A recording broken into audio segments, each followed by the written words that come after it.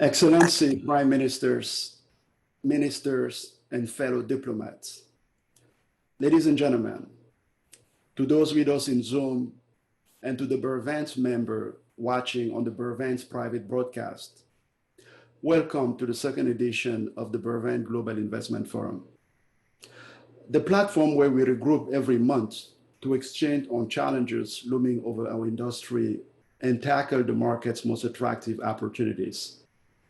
A place where we can freely and intimately talk about the difficulties that we're facing every single day before we sign a check, before we exit.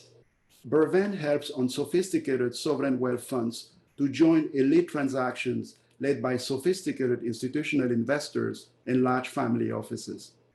Bervann receives over 500 fund managers and companies every month and select only one entity that gets plugged into our robust ecosystem of investors to raise capital and tap into our extensive corporate and government relationships to grow its sales and expand its portfolio companies. The Bervann Foundation has been very active in providing COVID relief globally and sponsoring advances towards racial wealth equality and social justice. The world as we knew has now changed. We are told there will be a downturn in 2020, but no one could have imagined that it will come from Wuhan, of all places. We've had to adjust and shift the way we source opportunities, the way we diligence transactions, the way we allocate assets. Like us, several investors have questions and theories. It was then a no-brainer to think that the monthly gathering of CIOs would be mutually beneficial as we get to cross-exchange on what we see on the market and how we approach investments in the current context. We hope you will enjoy this amazing 2.5 hours. The first hours will be full of speaking sessions with some great minds. For those who are members of the Bervann ecosystem, you will then be teleported to a series of one-on-one meetings with your peers. For those who are joining our event for the very first time, we would love to get to know you, to explore opportunities to co-invest with you and to support your business. Please reach out to us after the event and let's set up a time to chat and see what we can do together. Thank you for listening. NEA is going now into its 43rd year. It's one of the largest, if not the largest, traditional venture firms in the world. We're currently investing on a Fund 17, which is a $3.6 billion fund. In total, we have about $27 billion of committed capital across the different funds. And while it is a relatively large firm, probably in the area of about 130 people, it doesn't feel like that at all. For a startup, it's tough without the face-to-face because you have to build that rapport and those relationships. So I see now actually more difficult.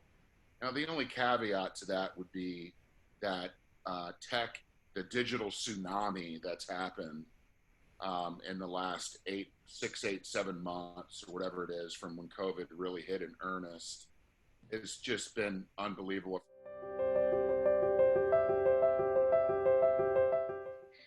For next year, 2021, the expectation is still going up because of liquidity reasons. So to me, the central bank had dominated the stage and nothing changed lately. So we had some major impact by COVID, but the response was so strong that the market kept going up.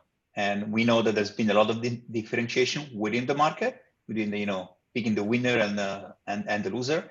And that's a good news for the active manager. So they have a lot of opportunity right there.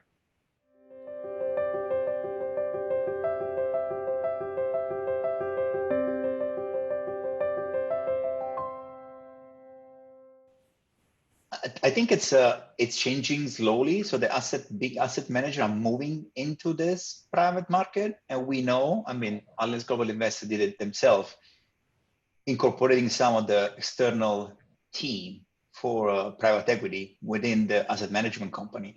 So I think the future would be a fusion of those two worlds, and we know the pressure of cost has been gigantic. So the asset manager had to cut and reduce their cost and the structure. So I think it's really interesting to look at with a private equity eye into the old asset management world, and that's something totally new for me now, because I've been like 20 years into corporate, in a gigantic corporate, and so there are so many opportunities out there that are not even considered.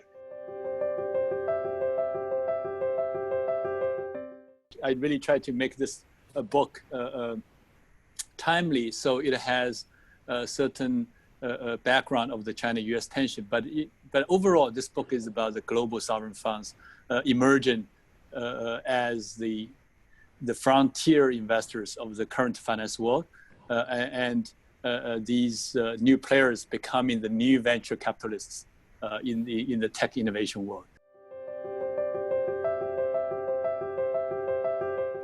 I think that this unprecedented UNGA 75th will be remembered as is, and I hope never repeated again, because diplomacy is not only chatting through video. I conducted Kosovo delegation for 4 years, 4 very successful UNGAs. And it is not just listening to pre-recorded messages like it is now, but it's a live conversation. During the UNGA, we signed many agreements, many diplomatic relations.